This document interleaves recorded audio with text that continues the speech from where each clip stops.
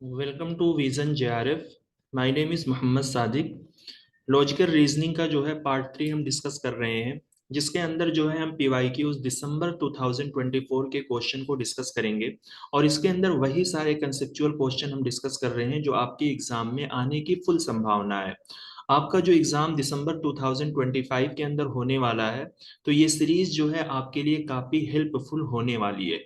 तो चलिए let's start the class. जी, क्वेश्चन नंबर है 19। इससे पहले का जो है 2 पार्ट आ चुका है, तो जरूर आप लोग उसको देखें। आपको बहुत सारे नए नॉलेज, नए कंसेप्ट, नई क्वेश्चन जो है करने के तरीके आपको मालूम होंगे और चीजें भी आपको समझ में आएंगी। What among the following can be correctly claimed in the context of अनुपसमहरी हेत्वाभास? तो यहाँ पर आपको पहले जानना है कि इंडियन लॉजिक, जो हमारे लॉजिकल रीजनिंग का जो है एक सिलेबस है, तो उसके अंदर जो है हम फेलेसी पढ़ते हैं और उस फेलेसी का नाम देते हैं हेत्वाभास। यानी इंडियन लॉजिक की जो फेलेसी होती है उसको हेत्वाभास कहा जाता है। और हेत्वाभास की जो है 5 टाइप्स होती हैं, ठीक है। हेत्वाभास की 5 टाइप्स होती हैं। उन्हीं 5 टाइप्स में एक फेलेसी आती है जिसको हम बोलते हैं सव्यया विचारा। क्या बोलते हैं? सव्यया विचारा बोलते हैं, ठीक है। और इस फेलेसी को जो है हम इर्रेगुलर मिडल के नाम से भी जानते हैं। और इसी की जो है टाइप्स होती हैं 3। सव्यया विचारा की जो है 3 टाइप्स होती हैं। पहली जिसको हम बोलते हैं साधारणा, और दूसरी टाइप होती है जिसको हम बोलते हैं असाधारणा, ठीक है। और थर्ड टाइप वही है जिससे आपके क्वेश्चन बने हुए हैं, जिसको हम बोलते हैं अनुपसमहरी। तो हेत्वाभास की टाइप है सव्य विचारा, और सव्य विचारा की जो है 3 टाइप्स होती हैं जिसको हम साधारणा, असाधारणा एंड अनुपसमहरी के नाम से जानते हैं। अब उसी अनुपसमहरी से ये क्वेश्चन है। क्वेश्चन में कहा गया है कि ऑप्शन ए अगर आप देखेंगे, it is a form of विरुद्धा हेत्वाभास। नहीं, ये क्या है? सव्य विचारा का एक फॉर्म है, यानी सव्य विचारा की ही एक टाइप्स है, ठीक है। तो इसको हम यहां से इलिमिनेट करेंगे। ऑप्शन 2 में कहा गया कि the middle term is related to a minor term that stand only for a definite individual और क्लास। यानी कह रहे हैं कि अनुपसमहरी के अंदर जो मिडिल टर्म होती है वो सिर्फ वो माइनर टर्म से जो है किसी एक डिफिनिट इंडिविजुअल क्लास के लिए ही रिलेट करती है। नहीं, अगर आपने जो है सव्य विचारा फिलोसफी को पढ़ा है तो आपको मालूम है कि ये सारी की सारी जो है मिडिल टर्म की फिलोसफी होती है। और यहाँ पर मिडिल टर्म जो होती है वो इर्रेगुलर तरीके से आती है। तो ये भी जो है ऑप्शन सही नहीं होगा। इसका सही ऑप्शन है option 3, the minor term stand for all possible object. तो कैसे यहाँ पर हम कह सकते हैं कि माइनर टर्म जो है सारे पॉसिबल ऑब्जेक्ट के लिए यहाँ पर स्टैंड करती है? देखिए, इसकी जो एग्जांपल दी जाती है, और यही एग्जांपल जो है आपके क्वेश्चन में भी आती है, क्योंकि ये सारी की सारी जो है स्टैंडर्ड एग्जांपल है। हम अगर कहें यहाँ पर एवरीथिंग इज जो है इटर्नल, क्या? Everything is eternal because they are knowable. Everything is eternal because they are knowable. तो इसमें क्या मतलब होता है? यहाँ पर जो है नो एबल जो है ये हमारी एक मिडिल टर्म है, ठीक है। नो एबल जो है यहाँ पर मिडिल टर्म है, और एवरीथिंग जो है यहाँ पर माइनर टर्म है, और इटर्नल जो है वो यहाँ पर मेजर टर्म है। देखिए, इसी एग्जाम्पल को जो है दूसरे वर्डों में लिखते हैं कि all things are non eternal because they are knowable. तो अगर आपसे कहा जाए कि एवरीथिंग इज इटर्नल या all things are non eternal because they are knowable, तो आपको कंफ्यूज नहीं होना है, ये सारी की सारी एग्जाम्पल जो है एक ही जैसी है। अब देखिए, इटर्नल का मतलब होता है हमेशा रहने वाला। और यहाँ पर जो मिडिल टर्म है नोएबल, नोएबल का माना होता है कि जिसको जाना जा सकता है या जिसके बारे में हम जान सकते हैं। तो यानी यहाँ पर आपकी जो मिडिल टर्म है ये बहुत ही ज्यादा वाइड है। यानी नो एबल वर्ड यूज करके इस दुनिया के अंदर जितनी भी इटर्नल चीज है या नॉन इटर्नल चीज है, सबको हम जान सकते हैं। तो सबसे मुराद यहाँ पर है एवरीथिंग। देखिए, इटर्नल का मतलब होता है कि जो चीज हमेशा हमेश के लिए रहती है। तो अगर आपसे कोई भी कहे कि दुनिया के अंदर जितनी भी चीजें हैं वो इटर्नल है, यानी वो कभी भी जो है इमॉर्टल नहीं होंगी, फना नहीं होंगी, खत्म नहीं होंगी, तो आप कह सकते हो कि इसका कंक्लूजन नोएबल है सर। क्योंकि नोएबल से हम हर चीज को जान सकते हैं कि वो दुनिया में रहने वाला है या नहीं रहने वाला है। दुनिया के अंदर हैवान आए हैं, इंसान आए हैं, ह्यूमन है, सारी चीजें जो है प्रोड्यूस की गई हैं, लेकिन वो मरती भी हैं। उनका एक दिन होता है, वो ये दुनिया छोड़कर चली जाती है। तो इसका सही आंसर है option 3, the minor term stand for all possible object. क्यों इसको बोलते हैं? क्योंकि इसकी जो मिडिल टर्म है बहुत ही ज्यादा वाइड है, वो हर चीज के लिए क्या होती है, अप्लीकेबल होती है। अगर इसको आपको और डिटेल में समझना है, चीजों को समझना है कि सव्य विचार की जो 3 टाइप्स होती है जिसमें अक्सर बच्चों को कंफ्यूजन होती है, तो जरूर आप कमेंट बॉक्स में बताएं, इस पर एक सेपरेट क्लास जो है बना दी जाएगी। अदरवाइज जो है इस चैनल पे वीडियो मौजूद है, आप देख सकते हैं। चलिए, क्वेश्चन नंबर है 20। What can be correctly inferred from mood A double E in 4 figure. देखिए, इस तरीके के जब क्वेश्चन आते हैं तो मैंने पहले भी आपको समझा दिया है कि आपको क्या करना है कि हमारा जो ये तरीका होता है, प्रीमाइज 1, प्रीमाइज 2 एंड कंक्लूजन, इसी को हम बोलते हैं आर्गुमेंट। तो आपको मूड बोला गया है ए ई, ठीक है, तो यानी पहला मूड जो है वो आपकी क्या है, आल वाली स्टेटमेंट है। सेकंड मूड आपका जो है वो ई वाली, और ई को हम क्या बोलते हैं, नो बोलते हैं, ठीक है। और कंक्लूजन भी हमारा नो वाला स्टेटमेंट है। अब यहाँ पे आपको ये चीज भी जानना जरूरी है कि आल में सब्जेक्ट डिस्ट्रीब्यूट होता है या प्रीडिकेट ई में क्या होता है। देखिए, ई के अंदर जो है आपके दोनों टर्में क्या होती हैं, डिस्ट्रीब्यूट होती हैं, ठीक है, बोथ डिस्ट्रीब्यूट होते हैं यहाँ पे। और आल के अंदर सिर्फ और सिर्फ आपका सब्जेक्ट डिस्ट्रीब्यूट होता है।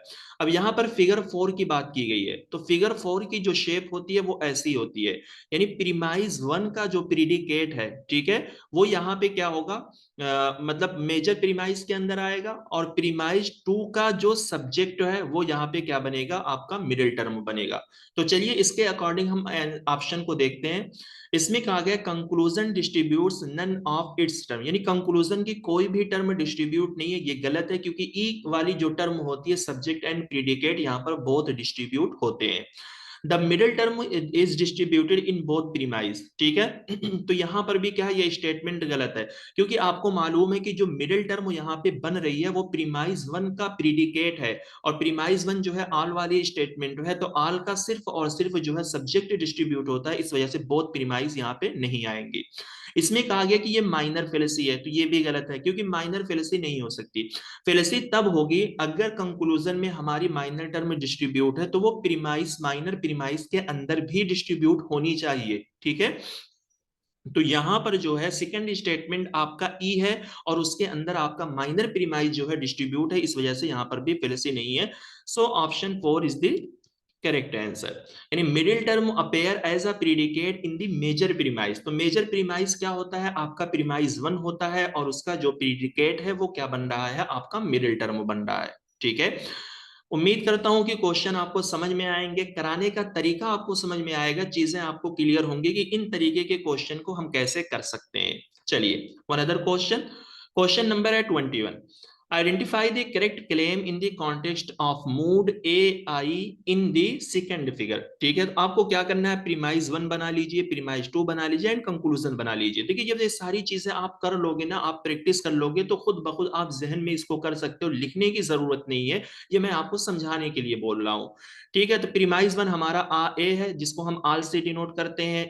प्रीमाइज आई ए, ये हमारी सम वाली स्टेटमेंट है, कंक्लूजन भी हमारा सम वाला स्टेटमेंट है। और इसके अंदर जो फिगर बन रही है, फिगर 2 बन रही है, फिगर 2 की जो शेप होती है वो ऐसी होती है, यानी प्रीमाइज 1 का प्रीडिकेट और प्रीमाइज 2 का भी प्रीडिकेट जो है वही आपका मिडिल टर्म बनेगा, और मिडिल टर्म से ही हम प्रीडिकेट फिगर को क्या करते हैं, डिसाइड करते हैं। तो ए में कहा गया कि the middle term appear as predicate in both premise, तो बिल्कुल सही है, क्योंकि हमारी जो है प्रीमाइज 1 के अंदर का जो प्रीडिकेट है वही मिडिल टर्म है, प्रीमाइज 2 का भी जो आपका प्रीडिकेट है वही मिडिल टर्म है, ठीक है। तो प्रीमाइज 1 यहाँ पे सही है। It commits the fallacy of undistributed middle term. देखिए, मूड का जो कायदा होता है, जो रूल है, उसमें कहा गया है कि दोनों प्रीमाइज में से यानी मिडिल टर्म कम से कम आपकी एक डिस्ट्रीब्यूट होनी चाहिए। अगर नहीं डिस्ट्रीब्यूट होगी तो उसको हम fallacy of undistributed middle term का नाम देते हैं। तो आप देखोगे कि दोनों प्रीमाइस का प्रीडिकेट यहाँ पे क्या है, मिडिल टर्म बन रहा, और दोनों में कोई भी टर्म आपकी डिस्ट्रीब्यूट नहीं है, क्योंकि सम का ना सब्जेक्ट डिस्ट्रीब्यूट होता है ना प्रीडिकेट होता है। ए का जो है सिर्फ सब्जेक्ट होता है, प्रीडिकेट नहीं होता, ठीक है। ए में कहा गया कि middle term distributed in major premise, ये भी क्या है, आपका गलत है। और कह रहे हैं कि हमने अफर्मेटिव प्रीमाइज से नेगेटिव कंक्लूजन ड्रा किया, ये भी गलत है, कंक्लूजन में कोई भी टर्म डिस्ट्रीब्यूट नहीं है, तो ये भी क्या है, यहाँ पे सही है, ठीक है। तो चलिए क्वेश्चन नंबर है 22। What among the following can be said about the fallacy of सव्य बिचारा इरेगुलर मिडिल टर्म। ठीक है, तो यहाँ पे आपको क्या है, सव्य बिचारा इरेगुलर मिडिल टर्म के बारे में आपको बताना है कि कौन सा स्टेटमेंट जो है सही है। अब देखिए, हमने आपको ऊपर बताया कि हेत्वाभास की जो टाइप्स होती है उसमें एक है सव्य बिचारा, और सव्य बिचारा को हम क्या बोलते हैं, इरेगुलर मिडल बोलते हैं, क्योंकि ये सारी की सारी जो है वो आपकी मिडिल टर्म की फेलिसी होती है, और यहाँ पर मिडिल टर्म जो है वो मेजर टर्म के साथ जो है इरेगुलर तरीके से आती है। यानी जो एग्जांपल दी जाती है कभी उसमें रिलेट करेगी मेजर टर्म से, कभी नहीं रिलेट करेगी। तो इसमें कहा गया it lead to a single conclusion, गलत है। ठीक है, इससे डिफरेंट तरीके के कंक्लूजन निकलते हैं, क्योंकि कभी रिलेट करती है कभी नहीं रिलेट करती। इसमें कहा गया द हेतु इन इट, हेतु मीन्स यानी आपकी जो है मिडिल टर्म, कह रहे हैं कि यहाँ पर हेतु जो है uniformly consent with the major term. Uniformly का मतलब होता है यकसा, यानी हमेशा जो है वो मेजर टर्म के साथ जो है रिलेट करती है, मुताबिकत रखती है। तो ये बात भी यहाँ पे क्या है, गलत है। थर्ड स्टेटमेंट में कहा गया कि द हेतु in it is only related to the non existence of the major term. देखिए, एग्जिस्टेंस का मतलब होता है रखना, नॉन एग्जिस्टेंस का मतलब होता है ना रखना। तो ये भी स्टेटमेंट गलत है, और क्योंकि यहाँ पर ओनली वर्ड यूज किया गया है कि हेतु इसमें जो है वो सिर्फ मेजर टर्म के साथ नॉन एग्जिस्टेंस रखता है, यानी कभी भी जो है वो उससे रिलेट नहीं करता है। तो इसका सही आंसर होगा, इससे जो है डिफरेंट तरीके के अपोजिट कंक्लूजन जो है निकलते हैं। अब ये चीज आप कैसे समझोगे, किस तरीके से समझोगे, तो आप क्लास को फॉलो करो, अदरवाइज इसी चैनल पर जो है हमने आपको इंडियन लॉजिक की फेलिसी को जो है शॉर्ट में पढ़ाया हुआ है। एग्जाम्पल आपको दी हुई है, वहां से आप इन चीजों को देख सकते हैं कि किस तरीके से एग्जाम्पल में जो है डिफरेंट कंक्लूजन लीड होता है। ठीक है, कैसे मिडिल टर्म जो है मेजर टर्म के साथ नहीं रिलेट करती है।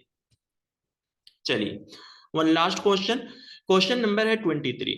Identify the fallacy in the following, only man has an immortal, immortal soul, soul का मतलब होता है रूह, जान, इमॉर्टल का मतलब होता है जो ना मरने वाला हो। कह रहे हैं कि सिर्फ मैन जो है वो एक इमॉर्टल सोल है, यानी कभी फना होने वाली, कभी ना फना होने वाली जो है रूह है, यानी ना मरने वाली जो है रूह है। No women is a man, therefore no women has an immortal soul. देखिए, जब आप ऑप्शन को देखोगे तो यहां पर आपने देखा होगा कि एक वर्ड यूज किया गया, इकोवोकेशन। इकोवोकेशन एक ऐसी फेलिसी होती है जिसके अंदर जो हम वर्ड यूज करते हैं, ठीक है, यानी एक वर्ड को डिफरेंट मीनिंग में यूज किया जाता है।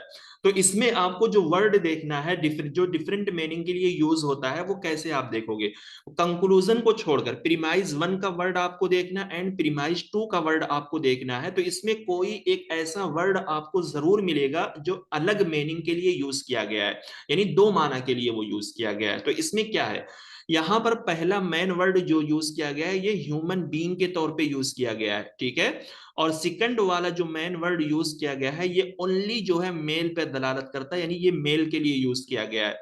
देखिए, ह्यूमन बीइंग एक ऐसी कैटेगरी है जिसके अंदर जो है आपका मेल एंड फीमेल सारी चीजें जो है आ जाएंगी, मेल प्लस फीमेल ये क्या है आपके ह्यूमन बीइंग के अंदर फॉल करेंगे। लेकिन यहाँ पर जो मेन वर्ड यूज किया गया है सेकंड स्टेटमेंट में, ये सिर्फ और सिर्फ जो है ये मेल पर दलालत करता है, फीमेल पर दलालत नहीं करता। तो इसमें कहा गया कि ओनली मैन, तो यहाँ पर ओनली वर्ड लगाकर जो है खास किया गया है, इस चीज को स्पेसिफाई किया गया है मैन वर्ड यूज करके, यानी यहाँ पर मैन वर्ड को ह्यूमन बीइंग के माना में यूज किया गया है, और सेकंड स्टेटमेंट में मैन को जो है वो मेल के माना में यूज किया गया है। तो हम कह सकते हैं कि फेलिसी ऑफ इक्विवोकेशन यहाँ पर इस वजह से है क्योंकि यहाँ पर मैन एक वर्ड है उसको दो अलग माना के लिए जो है यूज किया गया है। ठीक है, तो चलिए आज की क्लास को जो है यहीं पर खत्म करते हैं। उम्मीद करते हैं कि वीडियोस आप लोगों को अच्छी लगती है, चीजें आपको समझ में आती हैं, क्वेश्चन काफी कंसेप्चुअल है, काफी नए क्वेश्चन है, इसी तरीके के क्वेश्चन जो है आपके एग्जाम में आते हैं और आते भी रहेंगे। तो जरूर आप लोग फॉलो करें चीजों को। अगर आप चैनल पे नए हैं तो आप जरूर वीडियो को लाइक कीजिए, शेयर कीजिए, चैनल को सब्सक्राइब कीजिए, because sharing is caring. Thank you so much, मिलते हैं नेक्स्ट वीडियो में।